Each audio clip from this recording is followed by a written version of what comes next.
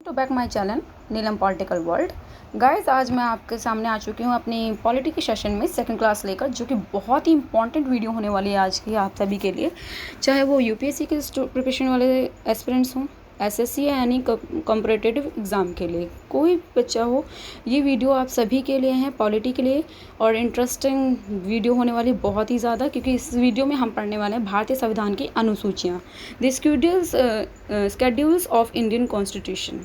सो guys, schedule से बहुत ज़्यादा इंपॉर्टेंट क्वेश्चन बन जाते हैं 1 मार्क में भी, प्रीलिम्स के लिए भी ये बहुत ज़्यादा इंपॉर्टेंट है। स्पेशली प्रीलिम्स में इसमें आ जाते हैं क्वेश्चन, और ऑप्शन वाले क्वेश्चन इसमें से बहुत ही अधिकतर प्रीवियस क्वेश्चन पेपर में देखे गए हैं। तो आप इस टॉपिक को बहुत ही अच्छे से इस वीडियो में से कंप्लीट अंडरस्टैंड कर सकते हैं और अपने नोट्स बनाकर इन्हें लर्न भी कर सकते हैं, ताकि आप अपने एग्ज़ाम में अच्छे से अच्छे मार्क्स लेकर आ सकें। सो आज स्टार्ट करते हैं अपने ब्यूटीफुल सेशन के साथ।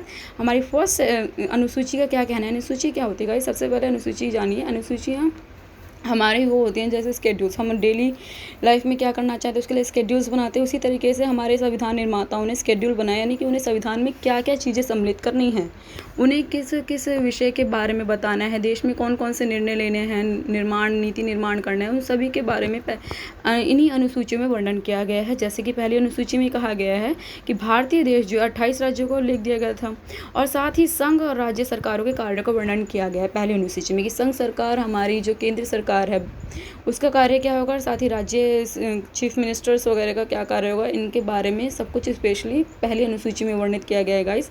दूसरी अनुसूची में सरकारी पदाधिकारियों के भत्तों और पेंशन आदि का वर्णन किया गया है, यानी इनकी सैलरी क्या होगी, चाहे वो एक आईएएस ऑफिसर हो, आईपीएस, जितने भी सरकारी अफसर होते हैं उनकी सैलरी का, और नेतागण हमारे सीएम, प्राइम मिनिस्टर, राष्ट्रपति, प्रेसिडेंट, सभी की सैलरी का जो डाटा है वो दूसरी अनुसूची में दिया गया, जो कि भिन्न भिन्न अनुच्छेदों में वर्णित है गाइस।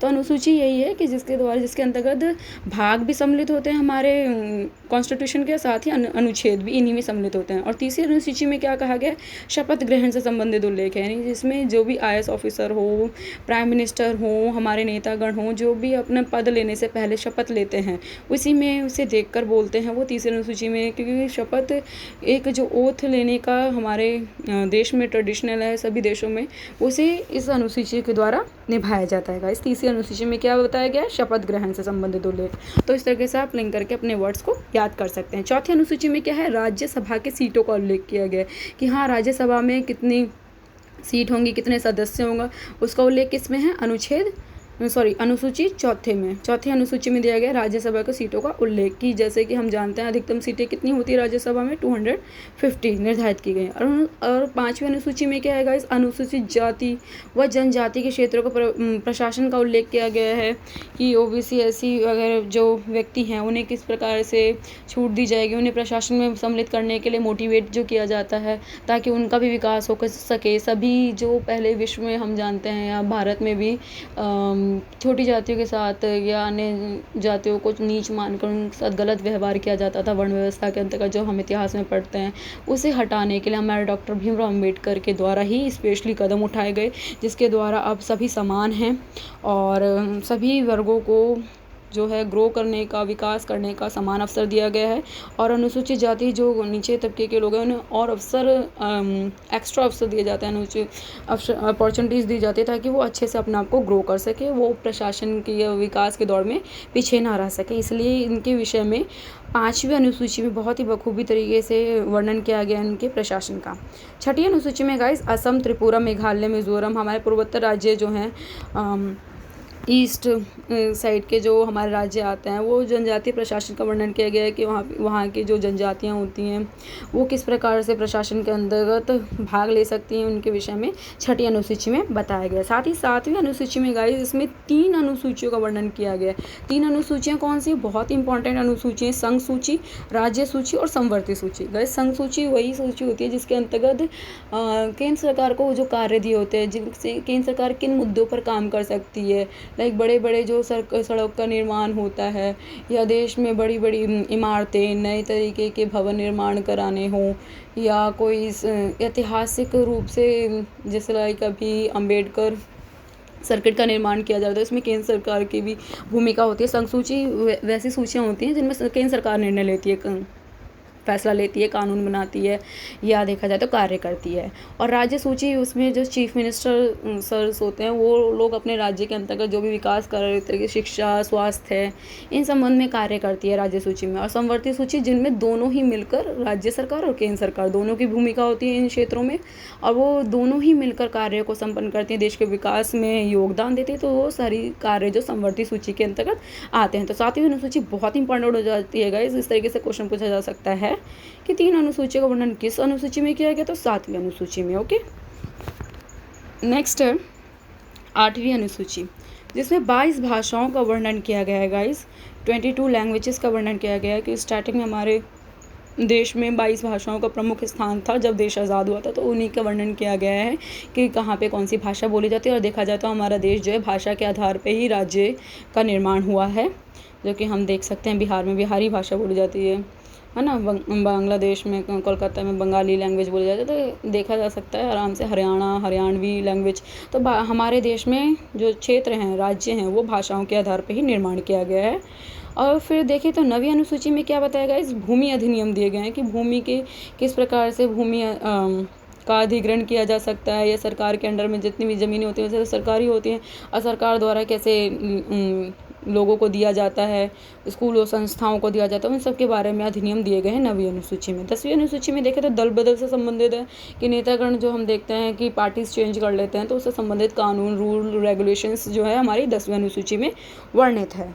11वीं अनुसूची में पंचायती राज से संबंधित है, अर्थात इसमें पंचायत को क्या क्या काम करना चाहिए, पंचायत कितनी स्तर पर होती है, ग्राम पंचायत, जिला पंचायत, मध्यम पंचायत, है ना गाइस। 3 तरीके की पंचायत होती है हर एक गांव में। तो वो किस प्रकार से कार्य करती है, उनके क्या दायित्व होते हैं, कितने उनको वेतन मिलता है, क्या फंड मिलता है, किस प्रकार से वो कार्य करती हैं, कैसे विकास करती हैं अपने गांव में, इन सभी के विषय में 11वीं अनुसूची में है गाइस। और मैंने आपको पहले भी वीडियो में बताया था, फर्स्ट वीडियो में, कि पहले हमारा वर्णित तो हमारा लिखित संविधान है उसमें तो 8 अनुसूचियाँ थी, परंतु समय के साथ जब बदलाव महसूस हुआ और परिस्थितियों के अनुसार ये 9वीं, 10वीं, 11वीं एंड 12वीं 4 अनुसूचियों को ऐड किया गया गाइस, जो कि बहुत इंपॉर्टेंट हो जाती हैं। जिसमें मैंने आपको 3 अनुसूचियाँ ऑलरेडी बता चुकी हूँ। 11वीं अनुसूची में हम पंचायती राज से संबंधित है। अब 12वीं अनुसूची में किससे है, नगर निगमों के कार्य से संबंधित, अर्थात जो शहर में नगर निगम होते हैं, म्यूनसिपल पार्टीज होती हैं, वो किस प्रकार से स्कूल निर्माण, स्वास्थ्य संबंधी सुविधाएं प्रदान करती हैं सिटीज़ में, उनके ऊपर उनका कार्य, उनका दायित्व, उन सब का वर्णन किस में किया गया, 12वीं अनुसूची में। गाइस आज अनुसूची के साथ साथ मैंने इसमें ऐड ऑन करा है नेक्स्ट टॉपिक, बहुत इंपॉर्टेंट, नागरिकता, सिविलाइजेशन ऑफ इंडिया की नागरिकता किस प्रकार से भारत में दी जाती है किसी भी व्यक्ति को। हम सभी जानते हैं कि हम सब भारत के नागरिक, तो किसके द्वारा, क्योंकि भारत में जब हमारा देश आज़ाद हुआ है ना, तो आज़ादी के साथ ही जब 1950 संविधान बना, संविधान के बाद जिसका जन्म इसमें कहा जाता है कि जन्म भारत में हुआ है, तो हम भारत के नागरिक हैं। भारतीय संविधान में इसका जो वर्णन है, नागरिकता के अधिनियम का वर्णन अनुच्छेद 9 के 1 में नागरिकता संबंधी प्रावधान में कहा गया है कि भारत का कोई भी नागरिक है ना, जैसे हम जन्म से यहाँ पे रहते हैं तो हम नागरिक हैं, जो कि पंजीकरण या समीकरण के द्वारा किसी और देश की नागरिकता प्राप्त कर लेता है। अगर हम चाहे तो दूसरे देश की भी नागरिकता, सिविलाइजेशन को हम एक्सेप्ट कर सकते हैं जाकर, तो उसकी भारतीय नागरिकता रद्द हो जाएगी, क्योंकि दो नागरिकता भारत नहीं अपनाता। भारत में केवल एकल नागरिकता ही प्राप्त होती है मनुष्य को, सभी भारतीय लोगों को। भारतीय संविधान का अनुच्छेद 10 में भी कहा गया है कि नागरिकता के अधिकारों की निरंतरता से संबंधित है, यानी नागरिकता के राइट किस प्रकार से हैं उसका वर्णन किस में किया गया गाइस, अनुच्छेद 10 में, जिसके अंतर्गत भारत में एकल नागरिकता का प्रावधान किया गया है, यानी यहाँ पे एकल ही नागरिकता को एक्सेप्ट किया जाता है। साथ ही कोई भी व्यक्ति जिसका जन्म 26 जनवरी 1950 के बाद हुआ हो, वह जन्म से ही भारत का नागरिक होगा। इसमें यह कमी है कि अपवाद स्वरूप विदेशी राजनयिकों, यानी विदेशी लोग नहीं हो सकते इसमें, एवं शत्रु विदेशों के बच्चे सम्मिलित नहीं, अर्थात ब्रिटिश सरकार के अगर मान लो यहाँ पे हमारे कुछ रह गए थे लोग, तो उन्हें भारतीय नागरिकता नहीं दी जा सकती, क्योंकि वो विदेशी हैं, दे आर फॉरेनर्स।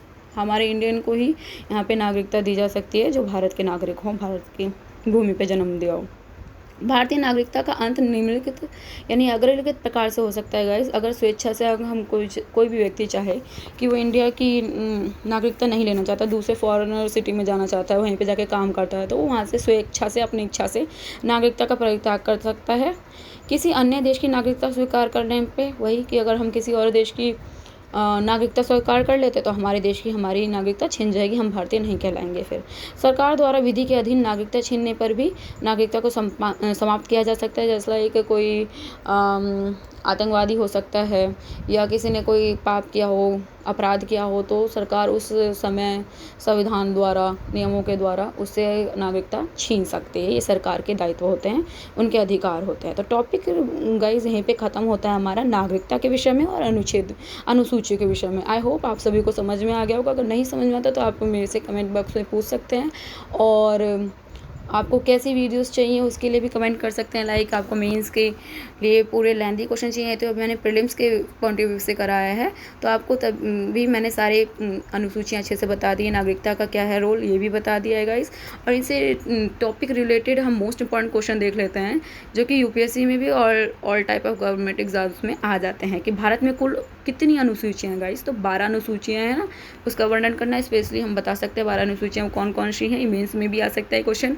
नागरिकता का वर्णन किस अनुच्छेद में किया गया है, तो अनुच्छेद 10 में किया गया, और उसको हटाने का नियम अनुच्छेद 9 में बताया गया है। तो इस तरीके से हम बता सकते हैं। भारतीय नागरिकता की प्राप्ति व अंत किस प्रकार से, परित्याग किन परिस्थितियों में किया जा सकता है, जो कि हमने अभी ऊपर डिफाइन कर चुके हैं गाइस। आई होप आपको समझ में आ गया। Thank you for watching and keep sharing and watch. Do study, focus on your study. All the best for your upcoming exam. Thank you for watching.